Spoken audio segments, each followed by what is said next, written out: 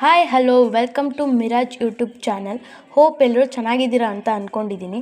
ಇವತ್ತಿನ ವಿಷಯ ಏನಂದರೆ, ನಿನ್ನೆ ನಾನು ಒಂದು ಶಾರ್ಟ್ಸ್ನ ಅಪ್ಲೋಡ್ ಮಾಡಿದ್ದೆ. ಹೋಪ್ ಎಲ್ಲರೂ ವಿಡಿಯೋನ ನೋಡಿರ್ತೀರಾ ಅಂತ.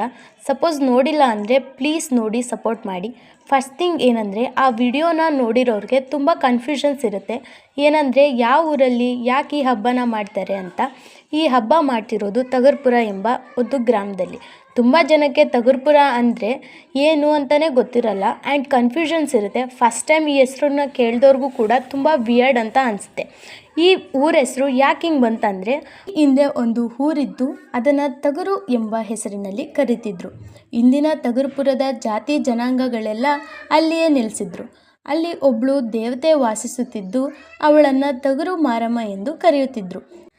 ಕಾಲಾಂತರದಲ್ಲಿ ಯಾವುದೋ ರಾಜನ ಆಳ್ವಿಕೆ ಕಾಲದಲ್ಲಿ ಊರು ಶತ್ರುವಿನ ದಾಳಿಗೆ ತುತ್ತಾಗಿ ಹಾಗೂ ರೋಗ ರುಜಿನಗಳಿಂದ ಹಾಳಾಗಿ ಅಳಿದ ಉಳಿದ ಜನರು ಇಂದಿನ ಸ್ಥಳಕ್ಕೆ ವಲಸೆ ಬಂದು ನೆಲೆಸಿದ್ರಂತೆ.